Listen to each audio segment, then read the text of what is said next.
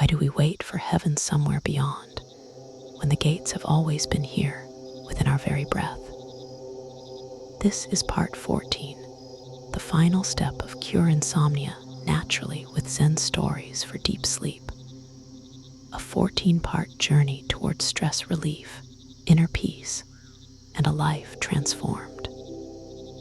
Tonight's story, The Samurai and the Gates of Paradise, reveals the threshold where anger, fear, and struggle can turn in an instant into liberation. As you listen, the final knots of tension begin to loosen, and the door you've been searching for opens quietly within. Here, at the close of this journey, you may discover that what you sought in sleep was something greater, the peace to live, awaken, and breathe with freedom. And if you feel moved, share in the comments one truth this series has opened for you.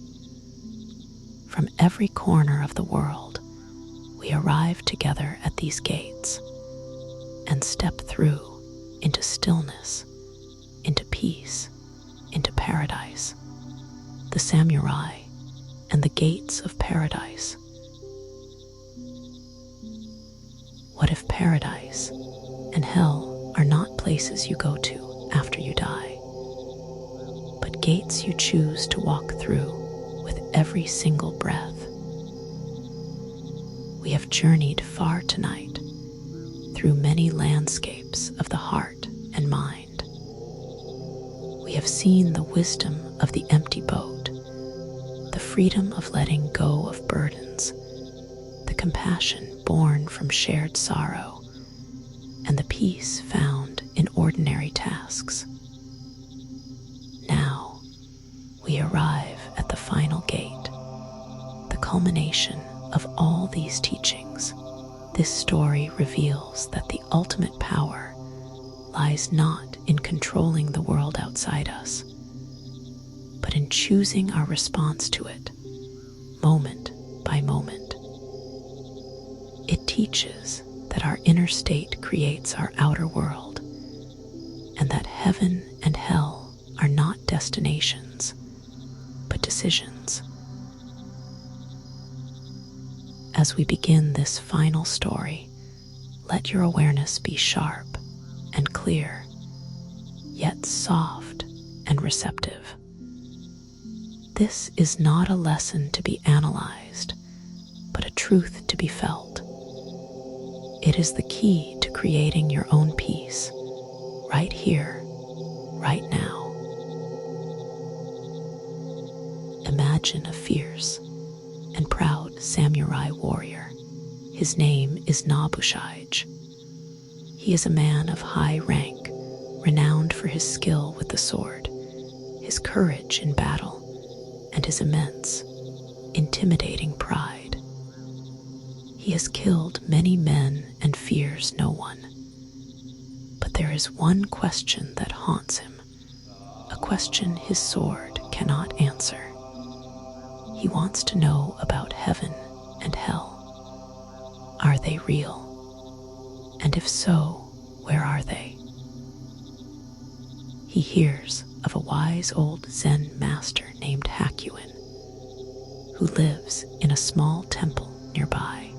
People say this master is deeply enlightened and holds the keys to life's great mysteries. So, the samurai, in his full armor, with his two swords at his side, goes to find him. He storms into the temple, his heavy footsteps echoing on the wooden floors. He finds Hakuin, a small, unassuming old man, quietly sipping tea. The contrast between the two is immense. The towering, armored warrior radiating power and aggression, and the small, robed monk radiating a profound and unshakable calm. The samurai stands before the master, his hand resting on the hilt of his sword.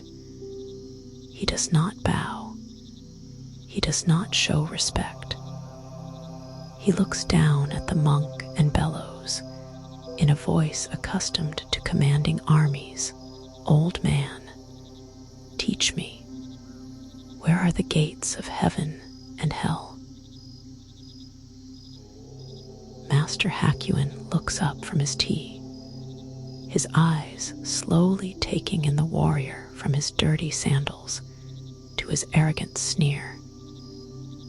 He looks at him for a long moment, a flicker of what seems like disdain in his eyes.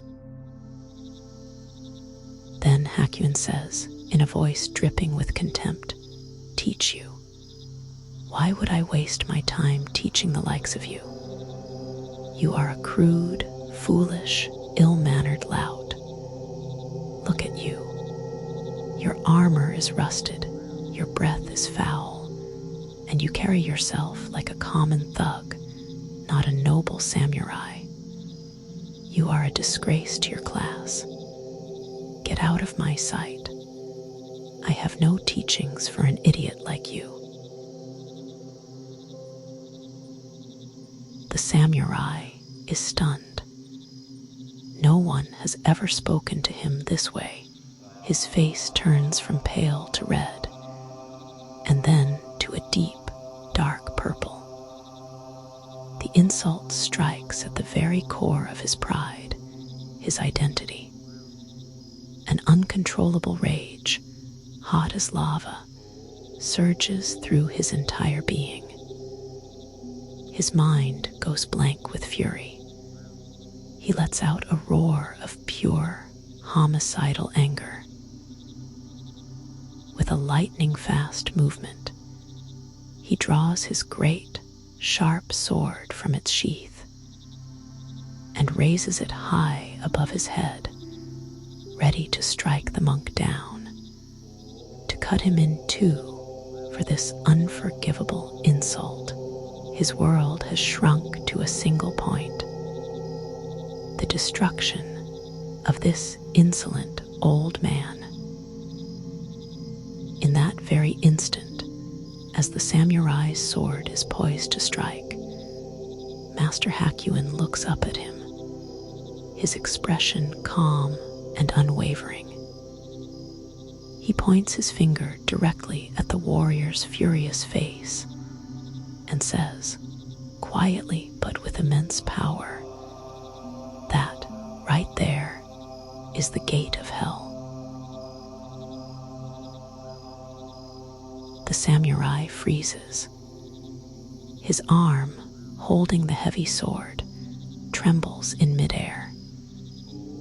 The master's words cut through his rage like a beam of pure light. He understands. In that moment, he saw it. Hell was not a place of fire and brimstone in the afterlife. Hell was the state of his own mind, right then and there. It was the consuming fire of his own rage, the blinding darkness of his own hatred, the prison of his own reactive ego. He had opened the gate himself and was standing fully within it. A wave of awe washes over him. The recognition is so sudden, so profound, so utterly true. His rage dissolves as quickly as it had appeared. His body softens. His arm lowers, overwhelmed with gratitude and humility for this incredible teaching, a teaching given at the risk of the master's own life. The samurai slowly, reverently, sheaths his sword. He drops to his knees and bows his head to the floor before the great master, his heart filled with a deep, quiet peace and a profound sense of release. Tears of gratitude well up in his eyes. And as he kneels there, in that state of humility, peace, and heartfelt gratitude, Master Hakuin smiles gently and says, "And that, right there, is the gate of paradise." Heaven and hell are not places, but the heart's response, moment by moment. This is the final lesson. It gathers all the others into a single, actionable truth. When we are caught by an external event, when another boat bumps into ours, we have a choice. We can react with anger, blame, and pride. We can draw our sword. In that moment, we open the gate of hell. We experience suffering, separation, and inner turmoil. Or we can choose to respond with awareness, with humility, with compassion, with a maybe. We can sheathe our sword. In that moment, we open the gate of paradise. We experience peace, connection, and inner freedom. The gate is always right here. The choice is always yours. Every breath is an opportunity to choose which gate you will walk through. This is the ultimate form of emotional healing. It is the realization that you are the creator of your own inner world. You are not a victim of circumstance. You are the samurai with your hand on the sword, and you have the power to choose. As you lie here, on the threshold of sleep, you stand before these two gates. The gate of hell is the gate of anxious, racing thoughts. The gate of worry about tomorrow. The gate of replaying the grievances of yesterday. To enter it is to experience the restless, suffering mind. The gate of paradise is the gate of the gentle breath. The gate of the quiet, sensory awareness of your body resting. The gate of gratitude for this simple, peaceful moment. To enter it is to experience the calm, restful mind. Which will you choose? You can choose paradise now, simply by sheathing the sword of your thinking mind and bowing to the simple, humble reality of this present moment. Feel the peace that is already here. Feel the gratitude for this day, for this rest, for this life. This is heaven. It is not far away. It is right here. And so we return to the empty boat, where no one steers but the current of your choices. In the parable of the empty boat, we began this journey of Zen stories for deep sleep and inner peace. And now you can see how its lesson ripples through every gate you face. When the samurai saw the monk as an empty boat, not a personal antagonist, but a teacher creating conditions for his awakening, he was able to sheath his sword. He chose the gate of paradise. The journey is complete, and yet it is always beginning. Each moment is a new river, a new choice, a new gate. But now you have the wisdom. You have the map. You know how to find peace. It is not in a different place or a different time. it is in a different response, a response of compassion, of letting go, of presence. The samurai's choice lingers like a ripple, carrying us back to the empty boat where all begins anew. Let that ripple of peace carry you now out onto the vast, silent ocean of deep, restorative sleep. You have done enough. You have learned enough. Now it is time to rest in the paradise of this quiet moment, this gentle breath. Sleep now. Everything is okay. If ever your heart feels heavy, or your mind longs for stillness, know that this place will always be here, quietly waiting for you. Zen Buddhism Healing will be here, a space of rest beyond thought, a place to return to again and again. Whenever you need, you're welcome.